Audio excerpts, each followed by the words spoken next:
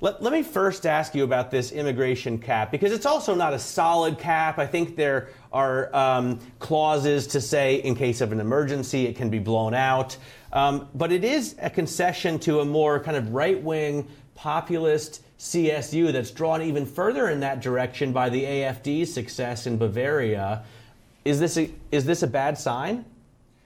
I think it is a bad sign for Germany because following the extreme right has proven in this election to be the wrong recipe.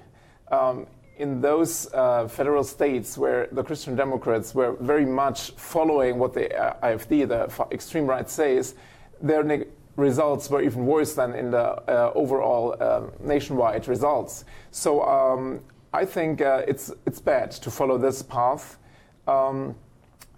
Concerning a future coalition, of course, it makes it more difficult.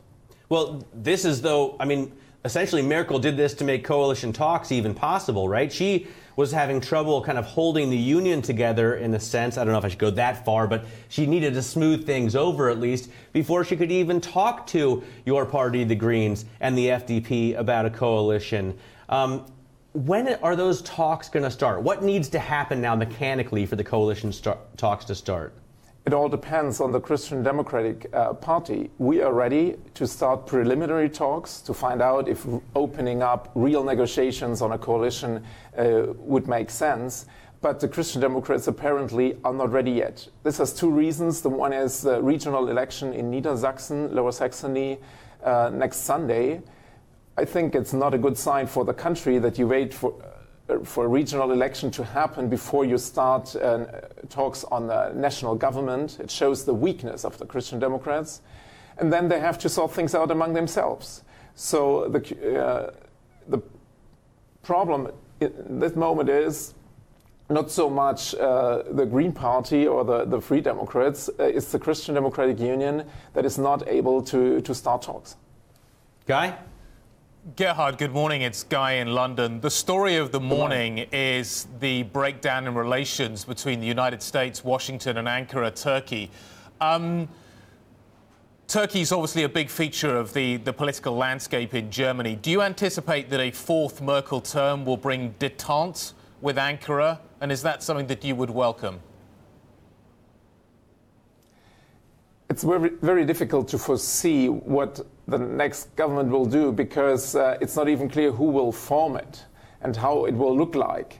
But certainly the question how to deal with Ankara will be one of the important issues to sort out among the coalition partners when a coalition is to be formed. Can I just broaden it out a little bit? Do you think that German fiscal policy is too tight for the Eurozone? So thinking more broadly about Germany's place in the Eurozone, do you think fiscal policy in Germany is too tight? Well, when we look at it from the German perspective, it does not make sense from the German perspective because the investment is too low.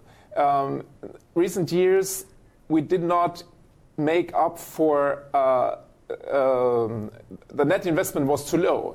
So public property declined in value very much. And you can see that. Many bridges are broken, many school buildings are not in a good state.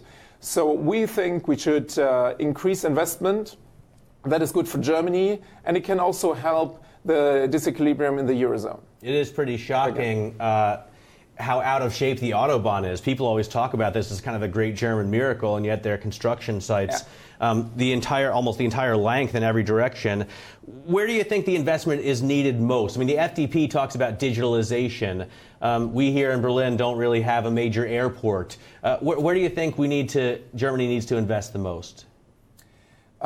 It's both repairing the existing infrastructure and creating the infrastructures we need for the future. So digitalization is a point here. Our proposal is to sell the telecom shares and take that money and invest into broadband infrastructure in the whole country. Germany is lagging behind in that question, so we should speed that up. And this is a point on which you agree with the Free Democrats. I was talking to Alexander Graf Lambsdorff last Sunday night, and he said they think the telecom shares should be sold as well. What about Germany's stake in Commerzbank, which seems to be in play right now? We're hearing from so many foreign suitors that they would be interested. You're an MP, a member of parliament, on the committee that overlooks this 15% stake. Should Germany be selling that as well? I mean, there's an important difference to the telecom shares. Nobody wanted to invest in Commerzbank. It was part of the bank rescue in 2008. And the aim is to recover as much of the money spent at that time as possible. Right now, the share price is still well below what the government aims at. And so the question is, do we realize a loss or do we wait longer?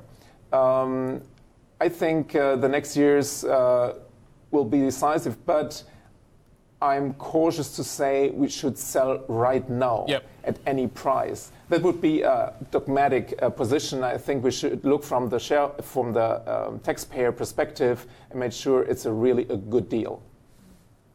Gerhard, I've just got like 20, 30 seconds left. Do you still support Eurobonds? Well, what is important is to strengthen the Eurozone. An economic and especially a currency union cannot work without a common economic policy. And therefore, we want to make sure that the Macron proposals find open and are answered in Berlin, not only with a no, as we've seen in the last years when other proposals were made, but it's important that the new German government has constructive attitude.